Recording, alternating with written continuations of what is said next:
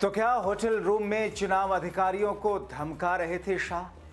Video हुआ leak और much गई खलबली, पकड़ी गई ईवीएम और वीवीपैट। स्वागत है आप सभी का। आप देख रहे हैं द राजनीति का विशेष सेगमेंट खबर और विश्लेषण। मैं हूं जबार खान। दोस्तों, तो क्या वाकई सत्ता पक्ष के चाणक्य ने फिर से कोई चाणक्यगिरी दिखाई? आखिर मतदान में यूज हुई ईवीएम के हजारों वीवीपैट बाहर कूड़े के ढेर में कैसे मिले? क्या बिहार चुनाव के पहले चरण में पिछड़ने के बाद चाणक्य साहब चुनाव आयोग के अधिकारियों को होटल के कमरे में बुलाकर धमकाने का काम करवा रहे थे? क्या उन अधिकारियों को खुद ट्रेनिंग देकर इस बार हरियाणा और महाराष्ट्र से भी कुछ अलग कराने की तैयारी है?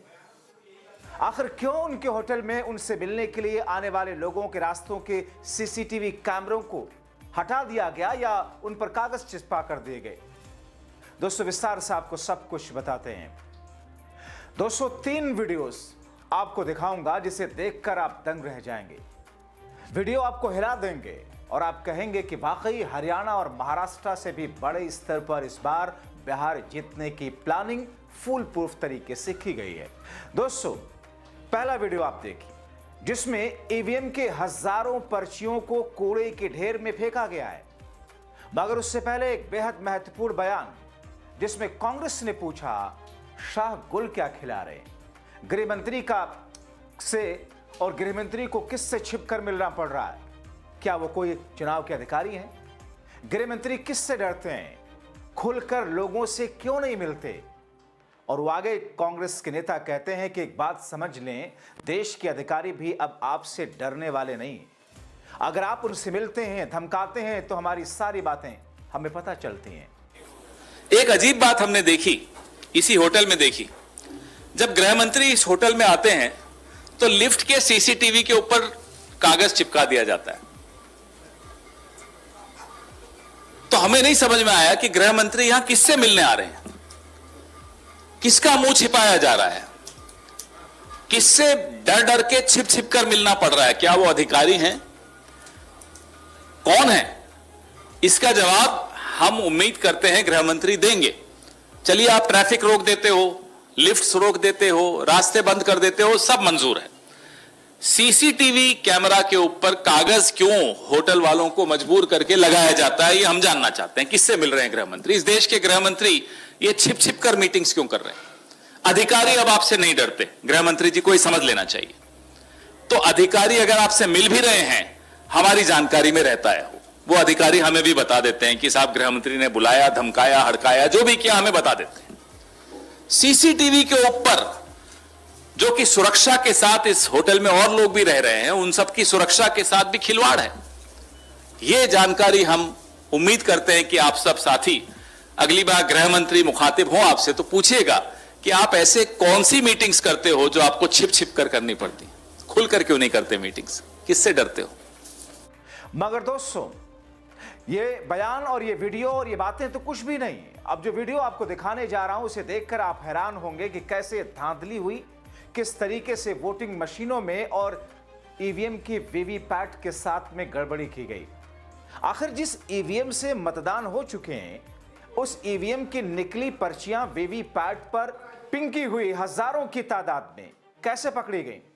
आरजेडी ने वीडियो शेयर करके लिखा, समस्तीपुर के सराय रजन विधानसभा क्षेत्र के केएसआर कॉलेज के पास सड़कों पर भारी संख्या में ईवीएम से निकलने वाली वीवीपैट पर्चियां फेंकी हुई मिली। कब, कैसे, क्यों, किसके इशारे पर इन पर्चियों को फेंका गया? क्या चोर आयोग इसका जवाब देगा? क्या यह सब बाहर से आकर के बिहार में डेरा डाले लोकतंत्र के डकैत के निर्देश पर हो रहा है? इशारा आप समझते हैं किनकी तरफ था? दोस्तों, इस वीडियो के सामने आते ही सोशल मीडिया से लेकर के पूरे बिहार और देश के अंदर हंगामा समझने लगा। चुनाव आयोग पर सवाल उठने लगे। एक यूजर ने लिखा, चुनाव की पवित्रता पर वार किया गया है। ऐसा इतिहास में पहले कभी नहीं देखा गया कि जो लोग वीवीपैट पर्चियां सड़कों पर फेंकते हैं वो लोकतंत्र नहीं, धोखाधड़ी का कारोबार चला रहे हैं। ऐसे आदतन इन अपराधियों के खिलाफ में त्वरित एफआईआर समेत सील पुष्टि और जवाबदेही तय होनी चाहिए। और दोस्तों, तत्काल प्रत्याशियों ने भी चुनावी मैदान में उतरे हुए चुनाव आयोग पर सवाल उठा करके जवाबदेही तय करने की बात कर दी। मैं जन स्वराज पार्टी का प्रत्याशी संत कुमार मिश्रा। जानकारी मिली कि शीतलपट्टी में कुछ वीवीपैट की पर्ची फेंकी हुई है। देखने के लिए जब यहाँ आया तो देख के पता चला कि कुछ कटा हुआ और कुछ साबुत पर्ची फेंका हुआ था। इलेक्शन एजेंट से मैं अपने इलेक्शन एजेंट से बात किया तो उसने बताया कि जिस समय मॉक पोल ट्रेनिंग के समय में हो रहा था तो उस समय कुछ पर्चियां काटी गई देखने के बाद, और इसके बाद कट ही रही थी तो हम चले आए। संभवतः वही पर्चियां हमें ऐसा महसूस हुआ कि वही पर्चियां यहाँ फेंकी गई है। यह नियम विरुद्ध है। काउंटिंग से पहले इस तरह से नहीं फेंका जाना चाहिए, जिससे कंफ्यूजन लोगों में पैदा हो रहा है। और इससे प्रशासन को चाहिए कि इस पर जो भी गलती किए हैं उन पर एफआईआर करे, उस पर कार्रवाई करे। धन्यवाद।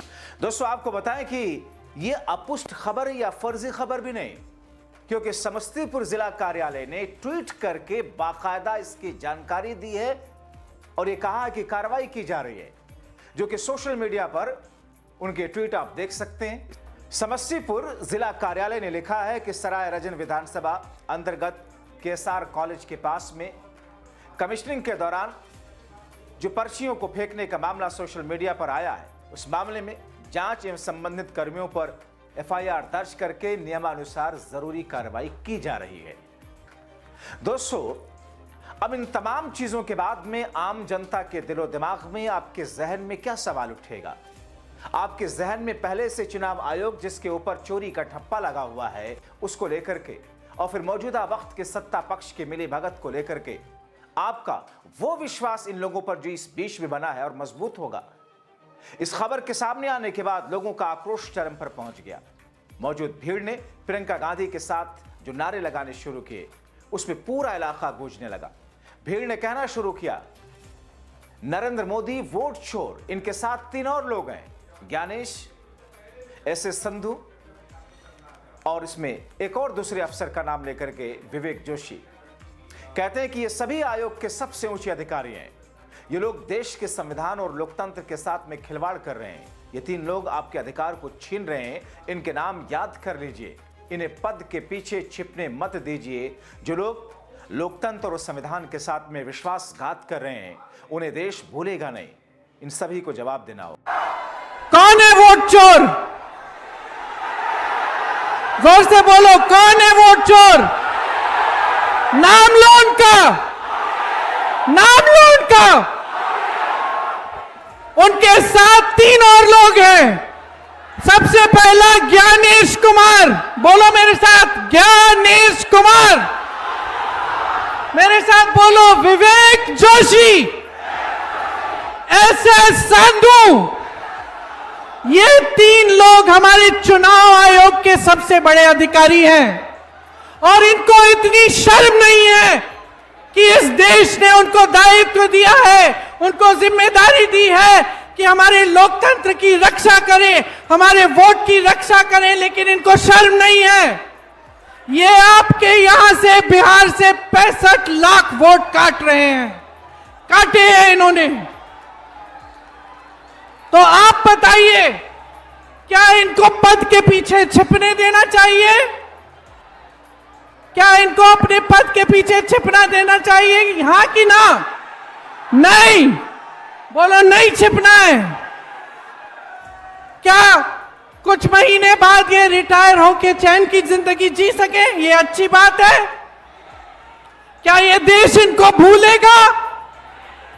क्या आप इनको याद रखेंगे कि नहीं?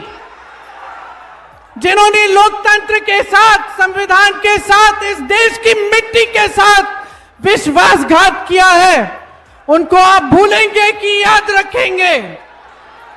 याद रखिए इनको, इनके नाम याद कर लीजिए। जैसे एग्जाम के लिए आप मुद्दे याद करते हैं, उसी तरह से ये 3 नाम, और चौथे हमारे प्रधानमंत्री नरेंद्र मोदी जी, 5वें उनके गृह मंत्री अमित शाह जी, आप याद रखिए, क्योंकि वो समय आया और आएगा कि देश को जवाब देना पड़ेगा।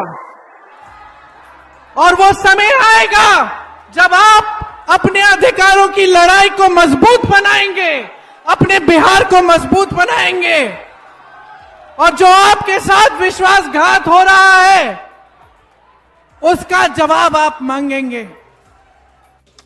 दोस्तों, आपने यहां तक देखा, अब आपको एक और वीडियो जो दिखाने जा रहा हूं उसे देख करके आप कहेंगे कि आखिर कैसे लोगों को मोदी शाह ने कैसे कैसे लोगों को टिकट दिया, और उन प्रत्याशियों को वोट देना तो दूर, आप शायद उनको देखना भी पसंद ना करें। और अगर मैं ज्यादा सख्त शब्दों का प्रयोग करूं लोकल भाषा की, तो शायद कोई इन पर थूकना पसंद ना करे। आपको ऐसा ही एक वीडियो दिखाता हूं दोस्तों। वीडियो में दिखने वाले पिंटू नाम के व्यक्ति, जिनका पूरा नाम है सुनील कुमार पिंटू, इनको टिकट देकर उसके प्रचार के लिए जब शाह पहुंचते हैं तो कहना शुरू करते हैं, ये पिंटू मेरा खास आदमी है, इसको सीतामढ़ी से जिता दो, इसको बड़ा आदमी बनाऊंगा। कांग्रेस नेता सुरेंद्र राजपूत ने वीडियो शेयर किया। और ये पिंटू जो है सुनील भाई, पिंटू मेरा खास दोस्त है भाई, इसको जरूर जिताना। वो सीतामढ़ी से लड़ रहा है, ये पिंटू को जिता दो, हम उसको बड़ा आदमी बनाएंगे, बड़ा आदमी बनाएंगे।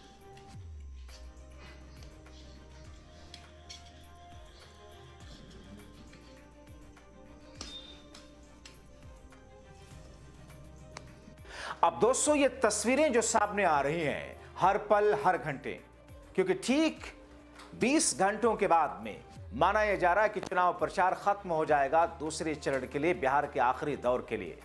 और ऐसी स्थिति में अब जबकि एड़ी से चोटी का जोर लगाते हुए, हर उस हथकंडे और दांव का प्रयोग करते हुए सत्ता पक्ष के लोगों के ऊपर आरोप लग रहे हैं। होटल रूम में क्या वाकई अमित शाह चुनाव अधिकारियों को धमका रहे थे? क्योंकि आरोप तो यही लगा कांग्रेस पार्टी की तरफ से।